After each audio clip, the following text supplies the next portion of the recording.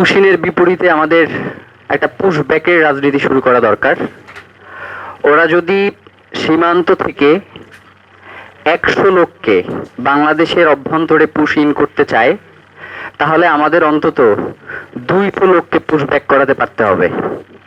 দেখেন, কিছুদিন আগে অন্তর্বর্তীকালীন সরকারের সময় আমাদের একজন উপদেষ্টা তিনি বলেছিলেন যে বাংলাদেশে প্রায় 22 লাখ অবৈধ ভারতীয় রয়েছে এবং বিভিন্ন পরিসংখ্যানে, যেমন ডয়েচে ভেলের একটা প্রতিবেদন দেখলাম, সেখানে তারা একটা সমীক্ষার কথা উল্লেখ করেছেন, সেটা 4.5 লাখ।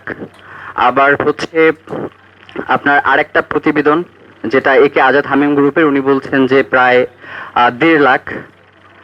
তো এইটার আসলে বাস্তব সংখ্যাটা এখন পর্যন্ত আমরা জানি না।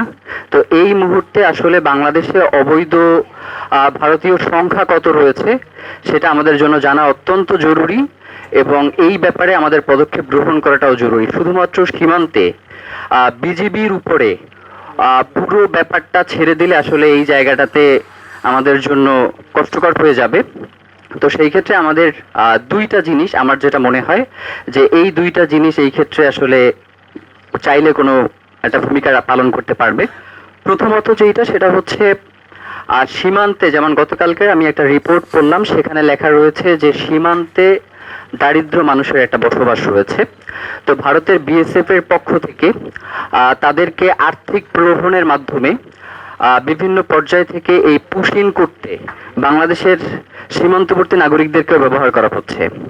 তো তাদেরকে যদি কোনোভাবে নিয়ন্ত্রণের মধ্যে নিয়ে আসা যায় এবং চোরাচালান বন্ধে যদি কার্যকরী কোনো পদক্ষেপ গ্রহণ করা যায়, তাহলে আমার কাছে মনে হয় যে এই পুশ ইনের যে ব্যাপারটা, সেখানে আমরা হয়তো কিছু একটা ভূমিকা পালন করতে পারবো বলে মনে হয়। আরেকটা জিনিস যেটা, সেটা হচ্ছে 5ই আগস্টের পরে বাংলাদেশে ভারতীয় পণ্য বয়কটের একটা ডাক এসেছিল এবং সেটা অনেকাংশেই কার্যকরী ভূমিকা পালন করেছিল।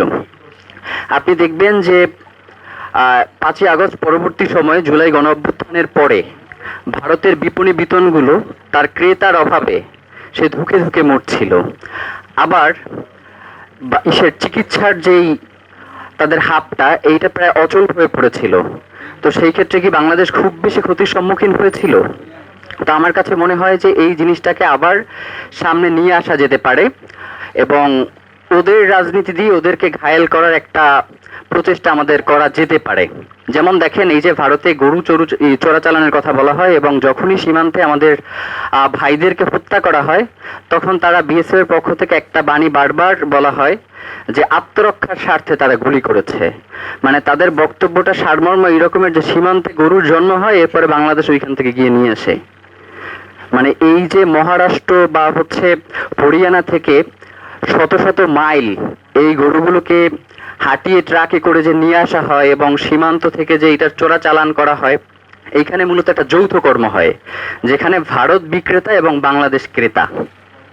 তো সেইখানে শুধুমাত্র সীমান্তে যে বাংলাদেশি নাগরিকদেরকে দিনের পর দিন হত্যা করা হচ্ছে এবং আমরা শুধু সংখ্যাটা গণনা করছি এবং গড়ে প্রতি বছর এই সংখ্যাটা 30-এর কম না, মানে মিনিমাম 30 জনকে তারা প্রতি বছর হত্যা করছে।